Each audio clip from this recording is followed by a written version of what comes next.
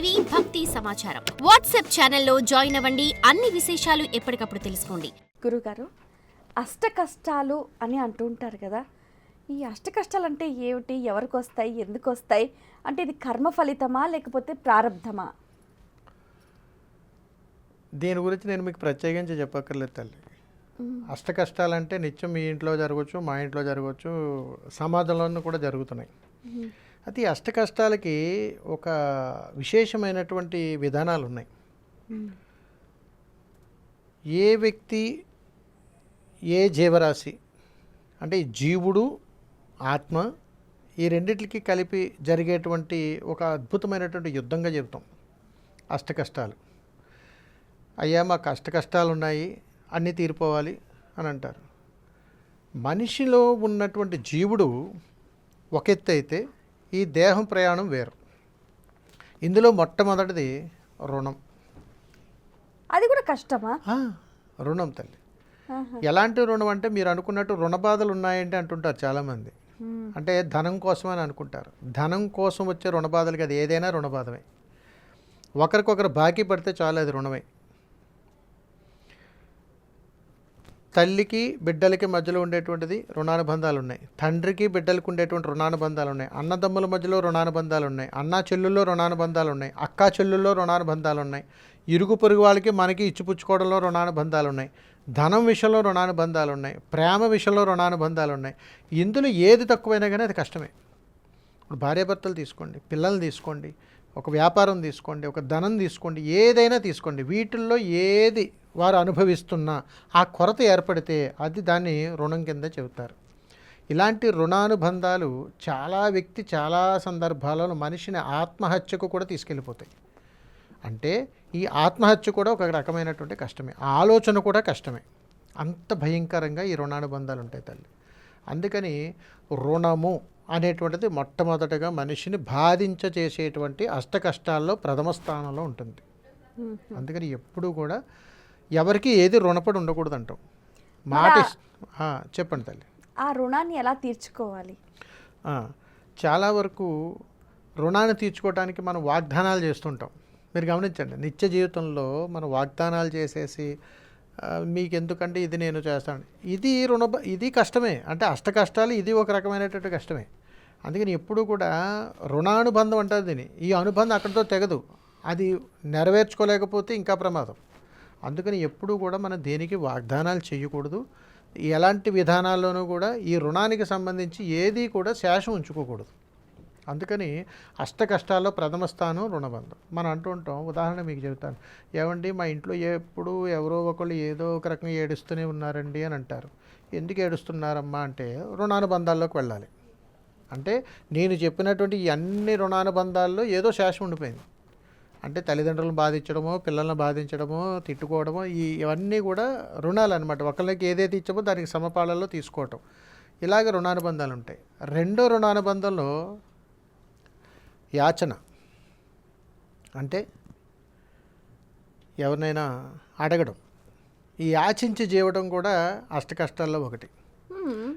కాస్త ప్రేమ ఉంటే పంచవచ్చు కదా, ఇది కూడా కష్టమే. నిజం తల్లి.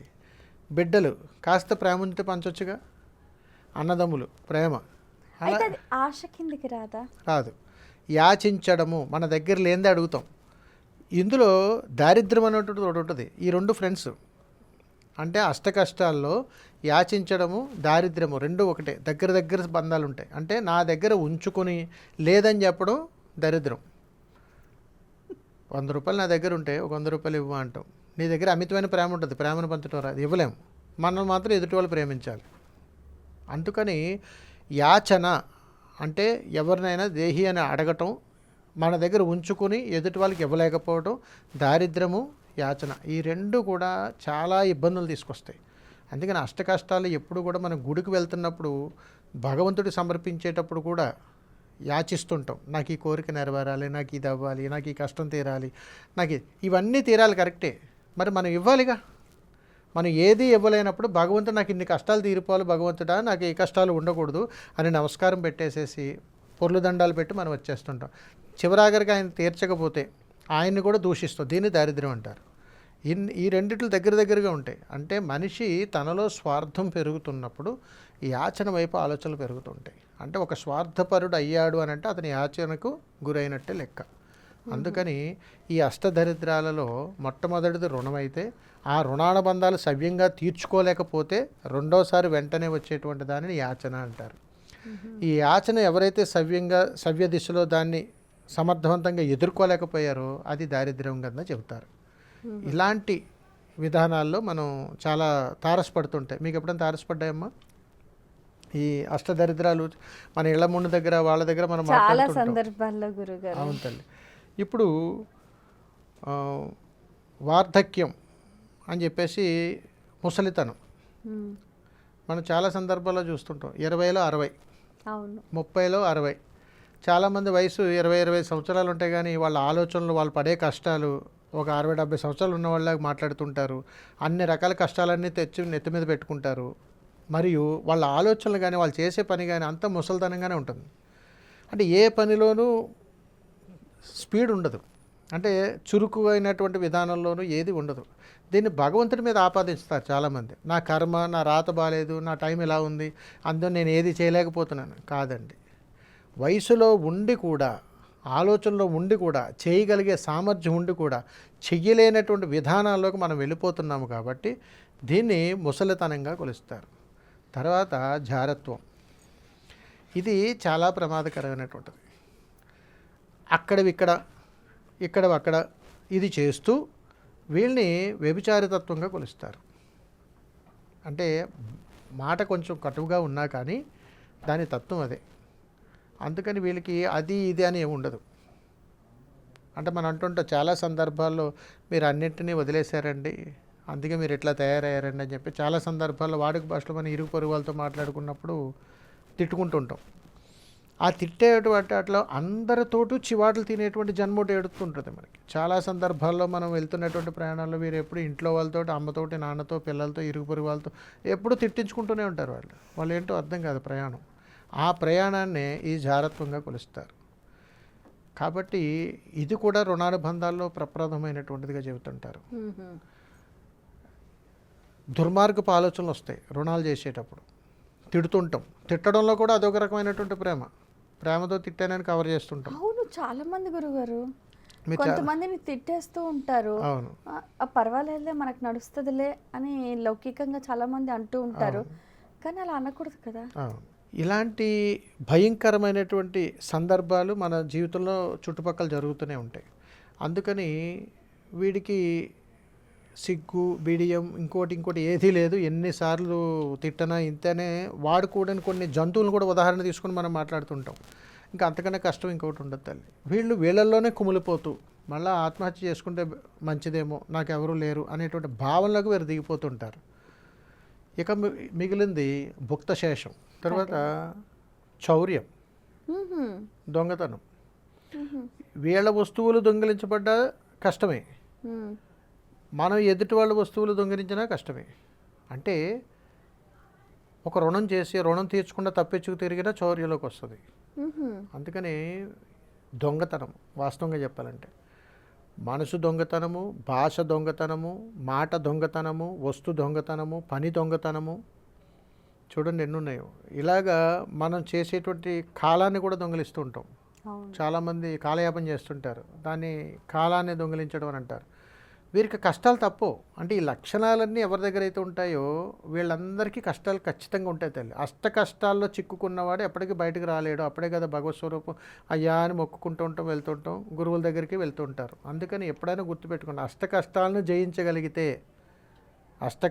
జయించగలిగితే భగవంతుని అనుగ్రహం దక్కుతుంది అని అంటాం. వాళ్ళ దగ్గరే ప్రేమ ఉంటుంది అని అంటాం. అందుకని ఇక్కడ దానితో పాటుగా దారిద్ర్యము ఇందాక చెప్పాను. ఇక మిగిలింది ఏంటి? రోగం. ఒక్కొక్క ఇంట ఎప్పుడూ రోగాలు ఉంటూనే ఉంటాయి, ఎప్పటికీ తగ్గవు. నిత్యము ఏదో ఒక రోగాన్ని పడుతూ, ఏదో ఒక విధానంగా అదని ఇదని ఏదో ఒక రోగాన్ని పడుతుంటాయి. ఇవన్నీ కలిపితే పెద్ద రోగం. అందుకని ఏంటంటే భయంకరమైనటువంటి రోగం ఎప్పుడు ఉంటుంది. అంటే అనారోగ్య అందరికీ వస్తూ ఉంటుంది కదంటే సమస్య వేరు. ఇప్పుడు చెప్పినటువంటి అవలక్షణాలన్నింటినీ కలిపితేనే పెద్ద రోగంగా చెబుతుంటారు. అందుకని ఒక ఇంట ఎప్పుడూ రోగాలు వస్తున్నాయనంటే అవి కష్టాలతోటే సమానం. ఇక ఆఖరిది భుక్తశేషం. గుర్తుపెట్టుకోండి, భుక్తశేషం కానీ ఏ గృహంలో కానీ ఎప్పుడైనా కానీ ఉన్నది అని అంటే అష్టదరిద్రాలు అనుభవించాలి వాళ్ళు. అంటే భుక్తశేషం అని అంటే ఎప్పుడూ కూడా మనం తినగా మిగిలింది ఎప్పుడూ పెట్టకూడదు. గుర్తుపెట్టుకోండి, ఎవరికైనా మనం అన్నం పెట్టాలని అనుకుంటే వండి పెట్టాలి, ఎవరికైనా మనం దానం ఇవ్వాలనుకుంటే వండి పెట్టాలి. చాలా సందర్భాల్లో గృహాలలో గృహస్థుల్లో చాలా చోట చూడండి, మనం తినగా మిగిలిన దాన్నే దానంగా ఇస్తుంటాం, మిగిలిన దాన్నే పనివారికి ఇస్తుంటాం, మిగిలిన దాన్నే రకరకాలుగా ఇస్తుంటాం. ఇచ్చి నేను చాలా దానం చేశానని చెప్పుకుంటాం. దీనంత దౌర్భాగ్యం ఇంకొకటి ఉండదు. ఎప్పుడు కూడా గుర్తుపెట్టుకోండి, భుక్తశేషం కానీ మనకు అలవాటు పడ్డామా ఆ ఇంట్లో సౌఖ్యం ఉండదు, దాంపత్యం ఉండదు, ఎప్పుడు వైరాగ్యము, కొట్లాటలు, పిల్లల ఆరోగ్య స్థితి సరిగా ఉండదు, రుణబాధలు ఎప్పుడు పెరుగుతుంటాయి, ఇరుగు పొరుగు వారి నుంచి ఎప్పుడు సమస్యలు ఎదుర్కొంటూ ఉంటాం. అందుకని భుక్తశేషానికి ఎప్పుడు కూడా మనం బానిస అవ్వకూడదు తల్లి. భుక్తశేషానికి బానిస అయ్యామని అంటే ఆ ఇంట అష్టదరిద్రాలు ఉన్నట్టే. భగవంతుడు కూడా కాపాలి, రాడు కూడా అక్కడికి. ఈ ఇంటికా నేను రానని వెళ్ళిపోతుంది అమ్మవారు. ఎందుకంటే ఎప్పుడూ కూడా తల్లి ఒకరికి మనం అన్నం పెట్టాలి అని అంటే ప్రేమతో వండి పెట్టాల్సిందే.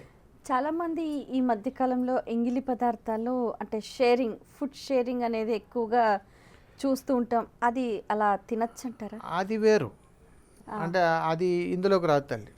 మనం అష్ట కష్టాలలో అష్టదారిద్ర్యాలలో మనం ఎందుకు దిగజారిపోతున్నాము అనేటువంటి లక్షణాల్లో సనాతన ధర్మంలో కొన్ని విషయాల గురించి మహానుభావులు అద్భుతమైనటువంటి జ్ఞాన సంపదను మనకి ఇచ్చారు. వాటిల్లో మనం ఇప్పుడు నేను చెప్పినటువంటి 7-8 లక్షణాల్లో ప్రతి ఒక్కరికి ఉంటాయి. ఎందుకు సాయంకాలం అయింది అని అంటే రేపొద్దున ఇంట్లో పని మనిషి వచ్చిందని అంటే ఏదైనా మిగిలితే తీసుకెళ్ళమంటాం తప్ప ప్రేమగా కొని తీసుకొచ్చి ఇచ్చేవాళ్ళు ఉండరు. చేసి చూడండి, ఫలితం మారిపోతుంది. అందుకని జీవరాశులకు కంటికి కనపడినటువంటి విధంగా ఉండేటువంటి అనేక జీవరాశులకు కాస్త కోస్త మనకి తెలిసి కొంత ఆహారాన్ని వేస్తూ ఉంటాం. అదే భగవత్ స్వరూపం దగ్గరికి వెళ్తే అప్పటికప్పుడే సిద్ధం చేసి వెళ్తుంటాం. అప్పటికి కూడా మన ఇంటికి ఎవరికైనా చుట్టాలు వస్తే ఇది మనకని తీసి పక్కన ఆ శేషభుక్తం అనేటువంటిది ఎప్పుడు చేయకూడదు. సంపూర్ణంగా ఇవ్వాల్సిందే, పెట్టాల్సిందే, వారి కోసం సిద్ధం చేయాల్సిందే. ఆ ఇంట ఎప్పుడు సిరులు పంటే. ఈ ఒక్క విషయాన్ని గుర్తించుకుంటే చాలు తల్లి, ఎక్కడెక్కడికో వెళ్ళిపోకర్లేదు. మనం చేసే నిత్య క్రతువుల్లో అష్ట కష్టాలను జయించండి, అమ్మవారి యొక్క అష్టానుగ్రహాలని పొందండి అని చెబుతుంటాం. For more videos like this, subscribe Big TV channel.